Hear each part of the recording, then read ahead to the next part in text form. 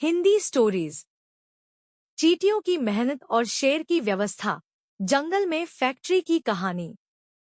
जंगल में शेर ने एक फैक्ट्री डाली। उसमें एकमात्र काम करने वाली चींटियां थी जो समय से आती जाती थी और फैक्ट्री का सारा काम करती थी। शेर का व्यवसाय बहुत ही व्यवस्थित ढंग से चल रहा था। एक दिन शेर ने सोचा कि ये चींटियां इतना सुंदर काम कर रही है, अगर इसको किसी विशेषज्ञ के निगरानी में रख दूं, तो और बेहतर काम कर सकती है। ये ख्याल मन में आते ही शेर ने एक मधुमक्खी को मैनेजर नियुक्त कर दिया। मधुमक्खी को कार्य का बहुत अनुभव था और वह रिपोर्ट्स लिखने में भी बहुत होशियार थी। मधुमक्खी ने शेर से कहा कि सबसे पहले हमें चींटियों का काम करने का समय सारणी बनाना होगा। फिर उसके काम का सारा रिकॉर्ड अच्छी तरह रखने के लिए मुझे एक अलग से सेक्रेटरी चाहिए होगा। शेर ने खरगोश को सेक्रेटरी के रूप में नियुक्त कर दिया। शेर को मधुमक्खी का कार्य पसंद आया। उसने कहा कि चींटियों के अब तक पूरे हुए सारे कार्यों की रिपोर्ट दो और जो प्रगति हुई है उसको एक सुंदर ग्राफ बनाकर निर्देशित करो।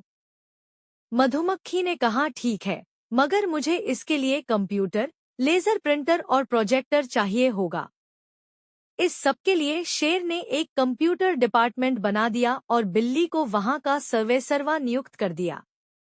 अब चींटी अपना काम करने के बजाय सिर्फ कागजी रिपोर्ट बनाने में ध्यान देने लगी, जिससे उसका काम पिछड़ता गया और अंततः प्रोडक्शन कम हो गया। शेर ने सोचा कि कंपनी में एक तकनीकी विशेषज्ञ रखा जाए जो मधुमक्खी की सलाहों पर अपनी राय दे सके। ऐसा सोचकर उसने बंदर को तकनीकी विशेषज्ञ नियुक्त कर दिया।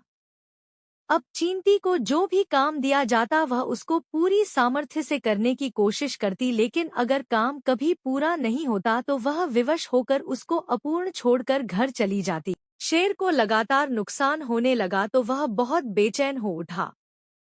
कोई उपाय न देख मजबूरी में उसने उल्लू को नुकसान का कारण पता लगाने के लिए नियुक्त कर दिया। 3 महीने बाद उल्लू ने शेर को अपनी विस्तृत व बेहद गोपनीय रिपोर्ट सौंप दी, जिसमें उसने बताया कि फैक्ट्री में काम करने वालों की संख्या ज्यादा है और कंपनी के घाटे को कम करने के लिए कर्मचारियों को सस्पेंड, नोटिस, बर्खास्त करना होगा। शेर ने उल्लू की रिपोर्ट को ध्यान से पढ़ा और तुरंत कार्रवाई करने का फैसला किया। उसने अपनी फैक्ट्री की आर्थिक स्थिति सुधारने के लिए कर्मचारियों की छंटनी करनी शुरू कर दी। सबसे पहले उसने चींटियों को निकाला, क्योंकि रिपोर्ट के अनुसार उत्पादन में गिरावट का मुख्य कारण वही थी। कि खरगोश, बिल्ली, बंदर और उल्लू बचे थे। लेकिन अब एक समस्या खड़ी हो गई, कोई काम करने वाला नहीं था। रिपोर्ट तैयार करने वाले, सलाह देने वाले और व्यवस्थापक तो थे, मगर उत्पादन करने वाला कोई नहीं बचा। फैक्ट्री का काम पूरी तरह ठप हो गया। कुछ ही महीनों में शेर की फैक्ट्री दिवालिया हो गई।